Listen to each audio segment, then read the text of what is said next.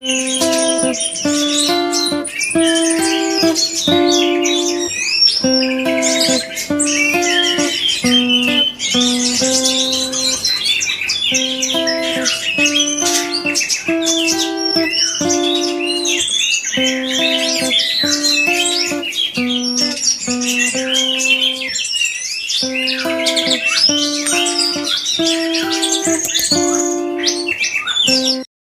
guys, sudah dibanding-banding ke ya. Jangan lupa like, comment, dan subscribe.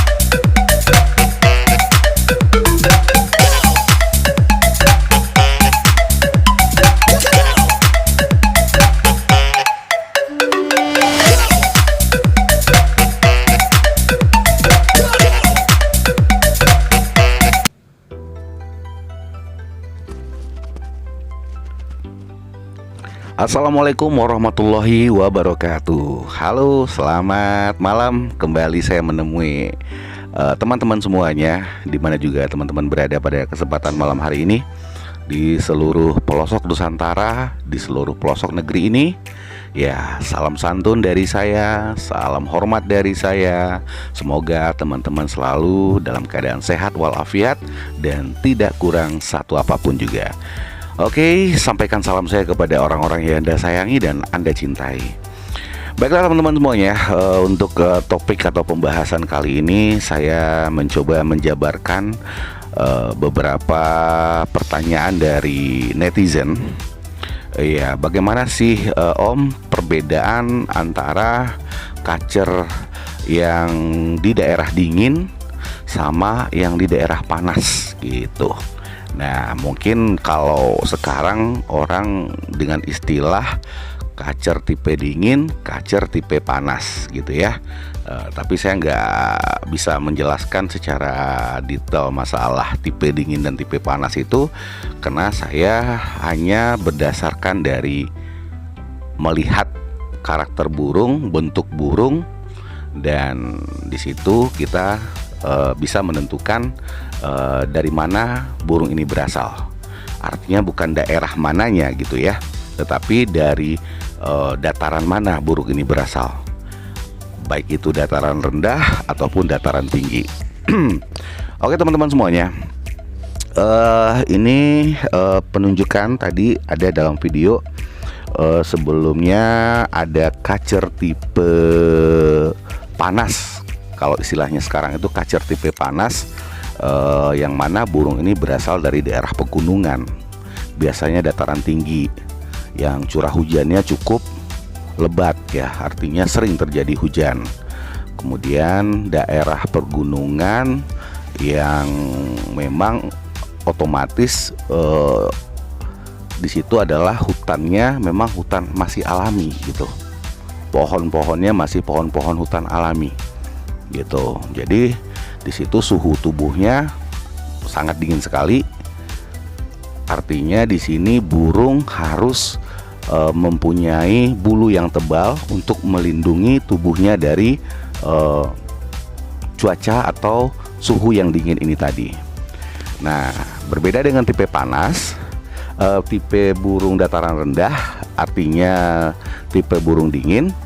Nah, itu biasanya burung-burung itu bulunya tidak terlalu tebal, dan kemudian badannya juga tidak terlalu sebesar kacer yang berada di daerah dataran tinggi.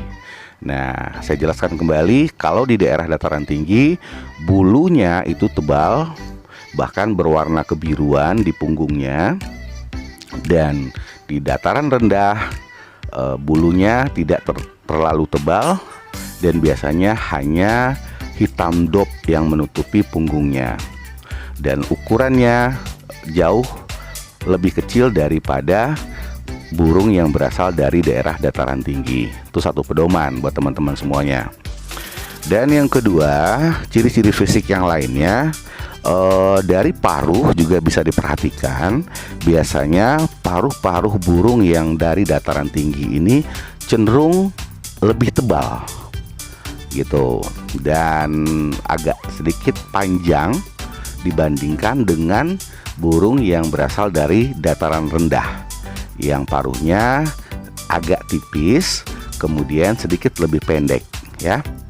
Nah, yang ketiga, dari mata itu, kalau burung yang berasal dari dataran tinggi itu matanya cenderung agak lebih merah. Nah, kalau dari dataran rendah itu biasanya matanya hitam biasa ya. Kemudian dari sisi lis putih yang ada di samping ini, biasanya kalau yang kacer dari dataran tinggi itu lis putihnya itu tebal, dan dari dataran rendah itu biasanya agak tipis. Nah, kalau burungnya lagi dalam keadaan istirahat, lis putihnya kalau yang dataran tinggi itu masih kelihatan. Sementara yang di dataran rendah, kalau dia lagi istirahat, sudah tertutupi oleh bulu-bulu yang berada di sekitar sayap, yaitu bulu-bulu hitam. Oke, secara mental memang karakter dari tipe burung yang di daerah pegunungan atau di dataran tinggi itu biasanya fighternya lebih kuat. Gak perlu istilahnya burung itu dipanasin dulu, gak perlu burung itu diablak dulu baru dia kicau, baru dia on, gak perlu begitu. Biasanya buka korodong dia langsung on, langsung ngejar gitu loh. Nah, disinilah perlunya settingan burung-burung yang berasal dari daerah dataran tinggi ini, biasanya minim dengan ekstra puding, karena pembawaan emosionalnya itu sudah tinggi.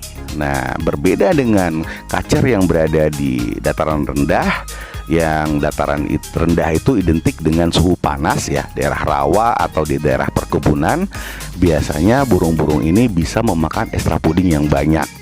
Nah, mungkin dengan memakan ekstra puding yang lebih banyak, suhu tubuhnya akan naik, berubah dari dingin menjadi panas. Itu yang membuat emosinya bisa terpancing, birahinya bisa keluar, dan burung bisa bekerja begitu. Nah, ada lagi karakter dari burung yang berasal dari daerah dataran tinggi ini. Kalau burung ini mengeluarkan burung-burung istimewa, biasanya banyak dari dataran tinggi ini. Kenapa? Biasanya burung-burung yang dari dataran tinggi ini penyakitnya juga banyak gitu loh. Ada yang cabul, ada yang salto-salto, ada yang ngejar-ngejar. Nah, di situ memang perawatannya harus sangat-sangat ekstra ya. Ada yang bagong terus gitu loh, pengennya berantem aja gitu loh. Nah, kalau yang berasal dari daerah dataran rendah, sedikit kita agak ada loss di situ. Artinya dirawat burung ini nggak terlalu serumit yang di dataran tinggi ini tadi. Ini berdasarkan pengalaman saya ya, teman-teman semuanya. Nah, jadi biasanya yang dari dataran tinggi, burung ini kadang-kadang ada yang tidak main jemur, dan ada yang memang hanya mandi saja keluarnya, kemudian dikerodong lagi. Nah, begitu. Nah, kalau di dataran rendah biasanya burung ini rutin dimandiin, dijemur. Nah, itu biasanya rutin tergantung dari perawatan kita dan karakter burung tersebut. Nah, perbedaan-perbedaan ini bisa kita lihat di lapangan, bisa kita simpulkan. Kalau menurut saya pribadi, ini yang berasal dari dataran tinggi, burungnya itu penuh dengan fighter, artinya fighter tinggi gitu loh. Jadi burung ini ada yang ngejar, ngantam sangkar, salto-salto. Nah, itu bawaan dari fighter tinggi. Bukan berarti tidak ada dari daerah rendah yang juga seperti itu, ada. Tetapi ini kebanyakan gitu loh. Kita akan lebih simpel merawat burung-burung yang berasal dari dataran rendah. Cuman ya itu tadi, dia tidak seistimewa yang biasanya yang dari kacer dataran tinggi tadi gitu loh. Jadi sampai di sini teman-teman, mudah-mudahan paham apa yang saya sampaikan tentang perbedaan antara kacer dataran tinggi dan kacer dataran rendah gitu. Nah, sekarang orang mengatakan kacer tipe panas dan kacer tipe dingin. Nah, kacer tipe panas ini artinya adalah burung-burung yang berasal dari dataran tinggi atau dataran pegunungan. Nah, gitu loh. Nah, kalau dia tipe dingin berarti burung-burung yang berasal dari dataran rendah, yaitu daerah panas. Biasanya kalau untuk zaman sekarang ya, karena sudah banyak perkebunan sawit, biasanya banyak didapati di perkebunan sawit atau perkebunan karet. Nah, yang itu yang berasal dari dataran rendah. Nah, kalau yang dari dataran tinggi biasanya kita masih mencari ke daerah pegunungan. Nah, ini juga lumayan sulit ya zaman sekarang ya. Makanya di harga juga berbeda gitu loh. Nah, jadi tidak sama ya. Dimana asal kacer ini tadi juga menentukan harganya gitu loh. Bukan berarti yang dataran rendah kualitasnya jelek dibandingkan dataran tinggi, bukan berarti begitu, tidak begitu gitu loh. Artinya di sini banding-bandingnya biasanya di fighternya itu lebih keluar, lebih power gitu loh kalau yang berasal dari dataran tinggi ini tadi gitu loh teman-teman semuanya. Dan jangan lupa kalau dataran tinggi tadi settingannya jangan terlalu berlebihan karena faktornya sudah tinggi, dan kita bisa antisipasi itu semua dari pengondisian dalam perawatan harian. Oke teman-teman semuanya, sampai di sini dulu pembahasan kita untuk kali ini. Mudah-mudahan teman-teman mengerti, bisa dipahami maksud saya tadi, dan bisa menjabarkannya ke kacernya yang ada di rumah. Ini burung dari tipe apa, ini burung dari daerah mana, kita nggak tahu usulnya dari daerah mananya. Yang penting jenisnya ini dataran rendah apa dari dataran tinggi, itu saja yang perlu kita ketahui. Baik teman-teman, dan selamat malam. Wassalamualaikum warahmatullahi wabarakatuh.